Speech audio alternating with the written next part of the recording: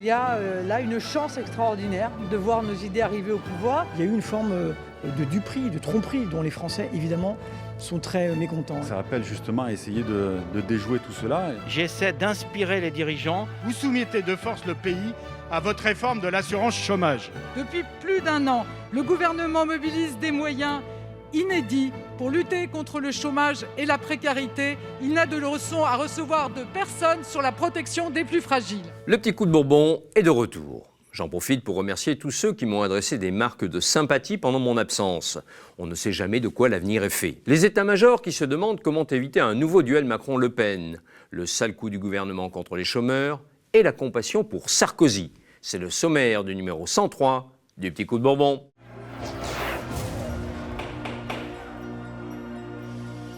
Dans un peu plus de 13 mois se déroulera le premier tour de l'élection présidentielle et les spéculations vont bon train, car le scénario du match revanche Macron-Le Pen semble inévitable. À cette différence que la présidente du Rassemblement national pourrait cette fois l'emporter sur le président sortant. C'est le quotidien Libération qui a tiré le signal d'alarme. La gauche castor est aux abonnés absents.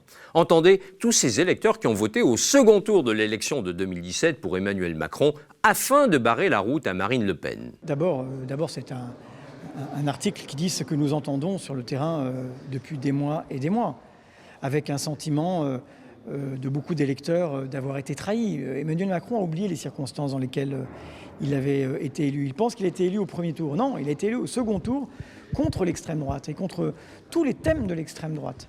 Et il y a eu une forme de duperie, de tromperie dont les Français, évidemment, sont très mécontents. Et puis, il a choisi aussi son opposition dans ce nouveau monde, dans une forme de simplification politique de l'échiquier qui fait c'est moi ou Le Pen. Le risque est grand que ce soit finalement Le Pen. Il y a aussi pour nous une forme d'interpellation, parce qu'il y a tous ceux qui disent nous n'irons pas faire barrage une deuxième fois. Mais aussi ceux qui disent si vous n'êtes pas capable de vous entendre, on n'ira même pas au premier tour. Et donc, oui, il faut qu'on soit capable de construire des projets communs, d'aller au-delà de nos différences, de regarder ce qui nous rassemble. On a été capable dans l'histoire de ces grands rassemblements. Le dernier grand rassemblement de la gauche dans l'histoire, c'est 1981. François Mitterrand est élu président de la République. Monsieur François Mitterrand est élu ce soir président de la République. Ce 10 mai est un jour de joie. Encore avait-il fallu 10 ans pour que se construise cette alternative. C'était en 1971, au congrès d'Épinay, quand un certain François Mitterrand entreprit de rassembler ce qui n'était plus qu'un archipel de clubs après le naufrage de la SFIO. Du côté des communistes, on confirme l'analyse de Libération. C'est une réalité que je rencontre. Je rencontre des femmes et des hommes de gauche qui s'interrogent sur ce qu'ils feront le moment venu si ce scénario devait se confirmer. Et moi, je crois que ça appelle justement à essayer de déjouer tout cela et à faire en sorte qu'une alternative forte puisse émerger et qu'on ne soit pas astreint à ce choix. Jean-Luc Mélenchon est sur la même ligne. Dans sa dernière note de blog, intitulée « Libé d'ivré, les castors sont fatigués », il déclare que le quotidien, qui n'a guère ses faveurs, ce n'est pas un secret, mais dans le mille. Disons les choses. Au tout sauf Le Pen de 2017 a succédé un tout sauf Macron. Et ce ne sont pas les sorties d'un Darmanin sur la mollesse supposée de Marine Le Pen qui risquent d'inverser cette tendance. Est-ce à dire que Marine Le Pen est déjà installée à l'Élysée ? Eh bien non, car les obstacles se multiplient dans son propre camp. Il y a d'abord l'éventuelle candidature d'Éric Zemmour. Un sondage récent de l'IFOP estime son potentiel électoral à 13%. Le polémiste compte déjà quelques appuis. Robert Ménard, le maire de Béziers, pourtant proche du Rassemblement national, voit d'un bon œil sa candidature. Comme Jacques Bompard, le maire d'Orange. Ce dernier a initié des comités de soutien et un site de pétition, je signe pour zemmour.fr. Au-delà, il faut rassembler le parrainage de 500 élus et surtout trouver de l'argent. Les regards se tournent bien sûr vers Vincent Bolloré, le propriétaire de CNews. Mais rien n'indique, pour l'heure, que celui-ci jouerait les banquiers. Il n'empêche, Marine Le Pen prend cette candidature très au sérieux. Écoutez comment elle évoque cette hypothèse. C'est son droit, le plus strict. Mais dans la situation actuelle qui est la nôtre, je crois que les patriotes devraient se rassembler derrière la candidate susceptible de gagner cette élection présidentielle. Et il m'apparaît qu'il y a là une chance extraordinaire de voir nos idées arriver au pouvoir et qu'il serait dommage que des initiatives individuelles viennent freiner une dynamique qui s'exprime dans l'intégralité des sondages qui sont actuellement rendus publics. Ils pourraient diviser les voix, prendre une partie peut-être des voix. Et je pense qu'il faut au contraire que nous travaillions ensemble. Évidemment, je pourrais lui tendre la main. Nous avons, vous le savez, des divergences, il le sait très bien. D'ailleurs, nous avons des divergences que nous avons toujours assumées. Mais le principe du rassemblement, c'est de rassembler des gens qui ont des divergences. Le polémiste de CNews n'est pas le seul obstacle sur la route de Marine Le Pen. Le général Pierre de Villiers, qui avait démissionné avec fracas de son poste de chef d'état-major, pourrait lui aussi jouer les troubles faits. L'IFOP estime que 20% des Français seraient susceptibles de voter pour lui. Cependant, l'intéressé affirme n'avoir aucune ambition présidentielle. Sur la question de votre avenir, responsabilité au sein de l'État, destin présidentiel, général de Villiers, que répondez-vous à Alexandre ? Alexandre, merci pour cette question. Je réponds que ce n'est pas une question à l'ordre du jour, que j'ai écrit ce livre pour débattre, pour proposer des solutions, pas simplement pour faire un constat de difficultés et de fractures actuelles. J'essaie d'inspirer les dirigeants. Et puis il y a l'éternel challenger, Nicolas Dupont-Aignan, donné à 7% d'intention de vote. Peut-être le rival le plus sérieux de Marine Le Pen. Lui a une véritable expérience des campagnes présidentielles et il est décidé à aller jusqu'au bout. Cette pléthore de candidatures à droite de la droite a une conséquence. Elle fait mécaniquement baisser le ticket d'accès au second tour. D'autres candidats, aujourd'hui loin derrière la présidente du Rassemblement national, pourraient se retrouver en situation de faire jeu égal avec celle-ci. Du coup, des Républicains à la France insoumise, en passant par le PS, on se prend à rêver en secret. Et si, à la faveur de la division de l'extrême droite, Xavier Bertrand, Anne Hidalgo ou Jean-Luc Mélenchon se retrouvaient face à Macron? Je cite ces trois-là, mais je pourrais en citer bien d'autres. L'élection de 2022 n'est donc pas jouée. Entre l'abstention, l'éparpillement de la gauche, la concurrence naissante à l'extrême droite, tout peut arriver. Le pire comme le meilleur. Finalement, ça vaudra peut-être le coup de prendre le chemin de l'isoloir. En politique, il y a parfois des scènes insoutenables, comme celle-ci. Attention, éloignez les enfants de l'écran. Je vous confirme que je suis une femme de gauche et que la justice sociale, que l'égalité des chances, c'est au cœur de mes combats.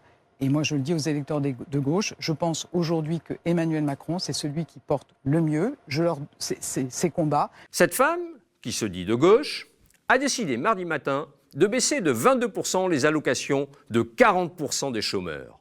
Tout simplement en modifiant la méthode de calcul. Du coup, la séance des questions au gouvernement l'après-midi a été plutôt agitée. Ceux de nos compatriotes qui pensaient que la violence de la crise que nous traversons vous ferait renoncer à vos projets les plus rétrogrades en sont pour leurs frais. Avec obstination, contre l'avis unanime des syndicats, contre celui du Conseil d'État qui a retoqué votre premier décret au nom de l'égalité, contre le bon sens même et sans réelle étude d'impact, vous soumettez de force le pays à votre réforme de l'assurance chômage. Une réforme qui va réduire drastiquement et immédiatement les ressources de 850 000 chômeurs, à commencer par les plus précaires et les plus jeunes. Toujours prisonniers de vos croyances, vous faites comme si le chômage était un choix, comme s'il suffisait de traverser la rue pour trouver un travail. Toujours prisonniers de votre philosophie politique, vous recherchez les économies sur le dos des plus fragiles. Madame la ministre, nous ne sommes pas assez naïfs pour attendre de vous une réforme de gauche. Mais au moins remisez votre projet et cessez de mettre à mal notre République sociale. Réponse de la ministre. Disons-le clairement, hier, aujourd'hui ou demain, pour vous, ça n'est jamais le moment de réformer l'assurance chômage. Et pourtant, le système actuel n'est pas satisfaisant. Il a montré ses limites avec la Covid. Il n'a pas empêché la précarité de ceux qui enchaînent des contrats courts et des périodes de chômage. Nous devons donc réformer ce système pour repartir sur des bases plus justes lorsque la reprise sera là. Alors, monsieur le député, depuis plus d'un an, le gouvernement mobilise des moyens inédits pour lutter contre le chômage et la précarité. Il n'a de leçons à recevoir de personne sur la protection des plus fragiles. Heureusement qu'elle est de gauche, hein. Heureusement que Macron est de gauche, hein. Je suis de gauche. On ose imaginer ce que ça donnera le jour où ils se revendiqueront de la droite. Depuis lundi, la condamnation de Nicolas Sarkozy à 1 an de prison ferme pour corruption et trafic d'influence a beaucoup fait réagir. À droite, on dénonce un procès politique, une justice aux ordres. Je crois en la séparation des pouvoirs. Je demande simplement que cette séparation des pouvoirs elle soit réciproque également pour le pouvoir judiciaire. La justice doit être au-dessus de tout soupçon. Et aujourd'hui, on a le sentiment, si vous voulez, de plus en plus, que cette politisation de la justice, parfois assumée d'ailleurs par certains magistrats, pas tous bien sûr, par certains magistrats, eh bien, rend cette justice soupçonnable de partialité, c'est problématique. Vous avez entendu comme moi, Damien Abad et Marine Le Pen sont pour une stricte séparation des pouvoirs. Pas d'incursion du politique dans la décision judiciaire, on est bien d'accord. Du coup, je leur ai demandé comment ils réagissaient à cette déclaration du ministre de l'Intérieur. Chacun sait l'affection, le respect que j'ai pour Nicolas Sarkozy, qui a été un grand président de la République et qui, en ces moments difficiles, a évidemment mon soutien amical. Je n'oublie pas tout ce qu'il a apporté à notre pays. Entendons-nous bien. Darmanin est le patron de la police, c'est-à-dire des fonctionnaires de la direction centrale de la police judiciaire qui mènent, sous l'autorité du parquet national financier, les investigations qui ont abouti à la condamnation de Nicolas Sarkozy. Et à cela, Gérald Darmanin vient dire « c'est un délinquant, mais ça reste mon ami ». Là, on se dit que Damien Abad et Marine Le Pen, intransigeants sur l'indépendance de la justice, vont bondir. Eh bien non. Je crois qu'il l'a fait davantage, si je peux me permettre, en ami de Nicolas Sarkozy qu'en tant que ministre de l'Intérieur. Je sais, mais c'est humain. Il faut comprendre aussi qu'il y a une relation humaine derrière. Que Gérald Darmanin et Nicolas Sarkozy ont toujours échangé, le lien n'a jamais été coupé entre eux. Ne mélangeons pas tout, on n'en est plus au niveau de l'enquête. En l'occurrence, c'est une décision qui certes n'est pas définitive, mais on en est au niveau du jugement. Donc l'ancien ami politique de Nicolas Sarkozy lui exprime sa confiance, ça ne me paraît pas choquant. Voilà ce qui ruine la crédibilité des politiques. Ce deux poids, deux mesures. A-t-on jamais entendu un ministre de l'Intérieur exprimer son amitié à l'égard d'un gilet jaune condamné, d'un syndicaliste harcelé ou d'un jeune tabassé dans une manifestation? Non.